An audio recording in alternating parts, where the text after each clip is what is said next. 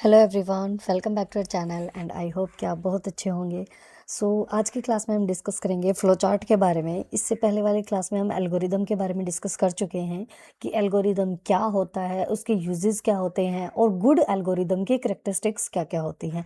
But आज की class में हम डिस्कस करेंगे कि फ्लो चार्ट क्या होता है। तो फ्लो चार्ट बेसिकली एक जो एल्गोरिदम होता है हमारा, जब हम एल्गोरिदम लिखते हैं किसी भी प्रोग्राम को लिखने से पहले हम एल्गोरिदम लिखते हैं और उसी एल्गोरिदम को रिप्रेजेंट करने के लिए एक डायग्राम बनाया जाता है जिसको हम कहेंगे फ्लो चार्ट। तो सिंपल भाषा में हम इसको ये कहेंगे कि फ्लो चार्ट जो है वो एक टाइप से ग्राफिकल डायग्राम होता है जो कि रिप्रेजेंट करता है एल्गोरिदम को। ओके, सो फ्लो चार्ट क्या हुआ? A flow chart is a type of graphical diagram that represents an algorithm. Algorithm को रिप्रेजेंट करेगा कोई भी डायग्राम, ग्राफिकल डायग्राम, ठीक है, उसको हम कहेंगे फ्लो चार्ट। अब जो ये एल्गोरिदम है वो हमने क्या डिस्कस किया था कि ये सेट ऑफ इंस्ट्रक्शंस होता है जो फॉलो करता है, इंस्ट्रक्शंस को फॉलो करता है किसी भी स्पेसिफिक टास्क को कंप्लीट करने के लिए या किसी भी प्रॉब्लम को सोल्व करने के लिए। ठीक है, अब जो फ्लो चार्ट है वो यूज़ किया जाता है प्रॉब्लम को एनालाइज करने के लिए, डिज़ाइन करने के लिए, डॉक्यूमेंट करने के लिए, मैनेज करने के लिए। मतलब कोई भी प्रोग्राम है या प्रोसेस है, उसको एनालाइज करना है, डिज़ाइन करना है, डॉक्यूमेंट करना है और मैनेज करना है। ठीक है, अलग अलग फील्ड में, ठीक है, इन वेरियस फील्ड्स। तो फ्लो चार्ट जो है वो सीक्वेंस हमें शो करेगा इंस्ट्रक्शंस की इन अ सिंगल प्रोग्राम। तो जब हम फ्लो चार्ट ड्रॉ करेंगे तो वो हमें सीक्वेंस, इंस्ट्रक्शंस की सीक्वेंस को शो करेगा एक सिंगल प्रोग्राम के अंदर। ठीक है, तो इसलिए जो हमारा फ्लो चार्ट है वो एक बहुत बड़ा रोल प्ले करता है प्रोग्रामिंग के अंदर। ठीक है, इसलिए हम ये कह सकते हैं they play a vital role in field of programming. उसके बाद है कि जो फ्लो चार्ट है वो हेल्पफुल है in understanding the logic of complicated and lengthy problems. जितनी भी लेंदी प्रॉब्लम्स होते हैं या कॉम्प्लिकेटेड प्रॉब्लम्स हैं उनका लॉजिक समझने के लिए ये बहुत हेल्पफुल होता है। ऑब्वियसली हम देख के ज़्यादा चीज़ों को अच्छे से समझ सकते हैं। ठीक है, डायग्राम को जल्दी से हम समझ लेते हैं इन कंपेरिजन टू कि हम एक एक चीज़ें हम उसको रीड करें। Okay, once a flowchart is drawn, it becomes easy to write the program in any high level language. किसी भी कोई भी जो प्रोग्रामर होगा वो जो फ्लो चार्ट ड्रॉ कर लेगा तो उसके लिए हाई लेवल लैंग्वेज में प्रोग्राम लिखना इजी हो जाएगा। Often we see that flow charts are helpful in explaining the program to others. और ऑब्वियसली हम दूसरों को भी हमारा प्रोग्राम इजीली एक्सप्लेन कर सकते हैं। Hence it is correct to say that a flowchart is must for the better understanding of a complex program. किसी भी कॉम्प्लेक्स प्रोग्राम को हम बेटर तरीके से अंडरस्टैंड कर सकते हैं with the use of flow chart. तो ओवरऑल हम यही कहना चाहते हैं कि जो फ्लो चार्ट है वो एक बहुत बड़ा रोल प्ले करता है प्रोग्रामिंग के अंदर, क्योंकि जब हम एल्गोरिदम लिख लेते हैं किसी भी प्रोग्राम के लिए तो उसके बाद एक ग्राफिकल डायग्राम हम ड्रॉ करते हैं और उसको हम बोलेंगे फ्लो चार्ट, जिससे हम इजीली उसको एनालाइज कर सके, प्रोग्राम को डिज़ाइन कर सके, डॉक्यूमेंट कर सके और उस प्रोसेस को हम मैनेज कर सके। तो सारी इंस्ट्रक्शंस एक सिंगल प्रोग्राम के अंदर शो हो जाएंगी। ये था हमारा फ्लो चार्ट से रिलेटेड। अब फ्लो चार्ट अगर हमें ड्रॉ करना है, ऑब्वियसली हमने कहा ना कि हम ड्रॉ करेंगे, तो उसके लिए हमें कुछ सिंबल्स का यूज़ करना पड़ता है। तो कुछ सिंबल्स यूज्ड होंगे फ्लो चार्ट के अंदर, उनके बारे में डिस्कस करेंगे। तो जब हम फ्लो चार्ट को ड्रॉ करना स्टार्ट करेंगे तो उसके लिए सबसे पहला जो सिंबल यूज़ होगा वो स्टार्ट और स्टॉप के लिए यूज़ होगा, क्योंकि एल्गोरिदम में भी हमने ये चीज़ पढ़ी थी कि number, finite number of steps होने चाहिए इंस्ट्रक्शंस के। इनफाइनाइट तो होगा नहीं कि चलती जा रही इंस्ट्रक्शंस, तो वो फाइनाइट नंबर ऑफ होने चाहिए।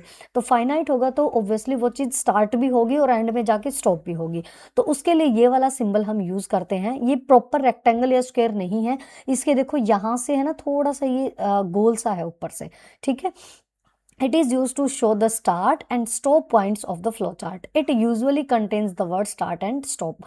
यही सेम सिंबल स्टार्ट के लिए यूज होगा, इसी के अंदर यूज होता है स्टार्ट भी और इसी के अंदर लिखा जाएगा स्टॉप भी लास्ट में। ठीक है, जब शुरू करेंगे तो इसके अंदर ये सिंबल ड्रॉ करके हम लिखेंगे स्टार्ट, और जब हम फ्लो चार्ट को एंड करेंगे तो यही सेम सिंबल ड्रॉ करके हम उसके अंदर लिखेंगे स्टॉप। ओके, ये था हमारा फर्स्ट सिंबल। अब सेकंड सिंबल होता है प्रोसेस का, कि हमें प्रोसेस क्या करानी है। तो प्रोसेस के लिए ये रेक्टेंगल का सिंबल यूज होता है, ये हमें प्रोसेस और एक्शन स्टेप शो करेगा।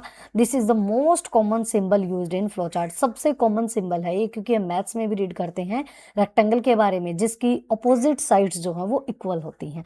तो ये हमारा प्रोसेस सिंबल है। जब किसी एक फ्लो चार्ट को हम ड्रॉ कर लेंगे ना, तो बहुत अच्छे से हमें समझ आ जाएगा कि कैसे हमें ड्रॉ करना है।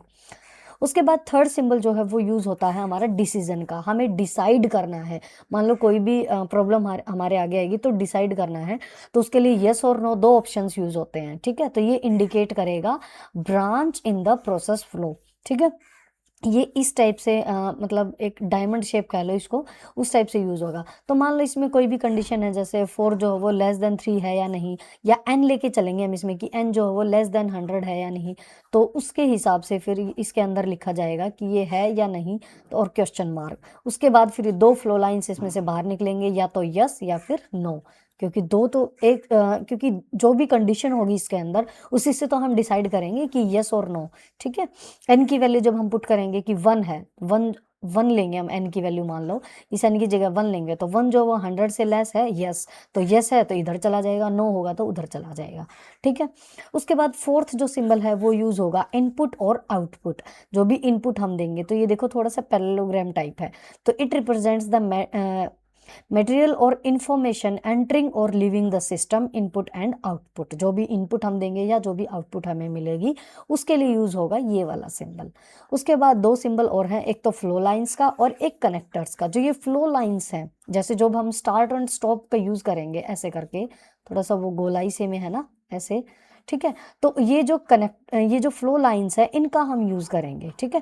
तो it shows the direction in which the process flows, कि हमारी जो प्रोसेस है वो किस डायरेक्शन में फ्लो हो रही है, उसके लिए हम इन एरोज का यूज करेंगे। ये जो एरो है हमारी इस टाइप की, इसका हम यूज करेंगे। उसके बाद ये कनेक्टर होता है, बिल्कुल छोटा सा, ऐसे करके कनेक्ट करके किसी चीज को ऐसे करते हैं ना हम, शो करते हैं, तो ये कनेक्टर होता है। It is small and used as connector or show a jump from one point in the flowchart to the another। मतलब एक पॉइंट से दूसरे पॉइंट पे जब हम किसी चीज़ को शो करेंगे, ऐसे करके नहीं करते हम, ऐसे करके ऐसे शो करते हैं, तो एक पॉइंट से दूसरे पॉइंट पे जब हम शो करेंगे, तो ये एक टाइप से कनेक्ट करता है उस चीज़ को, ये कह लेंगे हम। Connectors are usually labelled in pairs to show the matching jump points. तो पेयर में ही तो हो रहा है ये यूज़। तो ये कुछ सिंबल्स थे। फर्स्ट हमारा था स्टार्ट एंड स्टॉप वाला, दूसरा process symbol, third decision, fourth हमारा इनपुट आउटपुट, फिफ्थ हमारा फ्लो लाइंस थी, और सिक्स्थ हमारा कनेक्टर था। अब हमने सबसे पहले फ्लो चार्ट की डेफिनेशन के बारे में डिस्कस किया, उसके बाद जब हम उसको ड्रॉ करेंगे तो उसके सिंबल्स के बारे में डिस्कस किया। लेकिन अब इनको ऐसे ही हमें नहीं ड्रॉ करना है, उसके लिए हमें कुछ रूल्स भी फॉलो करने होते हैं। तो चलो उसके लिए रूल्स क्या होते हैं वो भी डिस्कस कर लेते हैं, क्योंकि सिंबल्स हमें पता चल गया, लेकिन उन सिंबल्स को कैसे हमें ड्रॉ करना है वो भी तो पता होना चाहिए। तो कुछ रूल्स हमें फॉलो करने पड़ेंगे। ओके तो सबसे पहले है कि जो फ्लो चार्ट है should be clear, neat and easy to follow. Obviously हमारा अगर फ्लो चार्ट क्लियर होगा, नीट होगा, तो इजीली हम उसको फॉलो कर सकते हैं, ठीक है। अच्छे से हम उसको समझ भी सकते हैं। अंडरस्टैंडिंग भी तो तभी होगी जब वो हमें इजीली समझ आएगा, ठीक है, क्लियर होगा वो बिल्कुल। सेकेंड है कि maintain the direction of flow from left to right और टॉप टू बॉटम। अब जो डायरेक्शन फ्लो लाइंस थी ना, जो हमने ये वाली डिस्कस की थी, ये वाली, ये हमारी फॉलो होनी चाहिए लेफ्ट टू राइट, मतलब लेफ्ट से राइट की तरफ, और टॉप से बॉटम की तरफ, मतलब लेफ्ट से राइट और ऊपर से नीचे, ठीक है। इस टाइप से फ्लो लाइंस हैं वो प्रॉपरली यूज होनी चाहिए। उसके बाद है only one flow line should come out from a process symbol. अब जो ये प्रोसेस है, ये हमारी जो प्रोसेस है, इसमें से सिर्फ एक ही फ्लो लाइन बाहर आनी चाहिए, ठीक है। क्योंकि जब हम प्रोसेस करेंगे उसके बाद हमें क्या मिलेगा, आउटपुट, तो ऑब्वियसली उसमें से सिर्फ एक ही आउटपुट तो हमें चाहिए होगी, तो वो जो भी होगी वो हमारे एक ही फ्लो लाइन जो है वो आनी चाहिए उसके बाहर। उसके बाद ensure that only one flow line should enter a decision symbol but two flow line should leave the decision box. ये हम कर चुके हैं यहाँ पे, जब मैंने समझाया था कि एक फ्लो लाइन तो इसके अंदर एंटर करेगी और दो फ्लो लाइन यहाँ से बाहर निकलेंगी। तो ये हमने अभी जैसे डिस्कस किया था, जब हमने इस सिंबल के बारे में डिस्कस किया था कि एक ही फ्लो लाइन इसके अंदर जाएगी, और जब ये डिसाइड होगा कि एन की वैल्यू मान लो 1 है, 2 है, 3 है, जो भी है, वो अगर लेस देन 100 है, लेस देन 1000 है, मतलब जो भी इसके अंदर सिचुएशन होगी, उसके अकॉर्डिंग दो फ्लो लाइन बाहर लिखनी, या तो यस या फिर नो, दो ऑप्शंस के साथ। ठीक है, तो ये भी हो गया। उसके बाद है कि ensure that the flow chart has a logical start and and, मतलब जो फ्लो चार्ट है उसका लॉजिकली स्टार्टिंग होनी चाहिए और लॉजिकली ही एंडिंग होनी चाहिए अच्छे से। ठीक है, तो ये कुछ रूल्स हैं जो हमें फॉलो करने हैं। उसके बाद एडवांटेजेस फ्लो चार्ट के। अब एडवांटेजेस तो हैं ही, क्योंकि अगर हम फ्लो चार्ट को ड्रॉ करेंगे तो इजीली हम प्रॉब्लम को एनालाइज कर पाएंगे। वो सारी चीज़ें हमने फ्लो चार्ट की डेफिनेशन में भी डिस्कस की थी। फिर भी इसके दो एडवांटेजेस और हैं, जैसे provide a better understanding of a problem, किसी भी प्रॉब्लम के लिए बेटर अंडरस्टैंडिंग हमें प्रोवाइड करता है फ्लो चार्ट।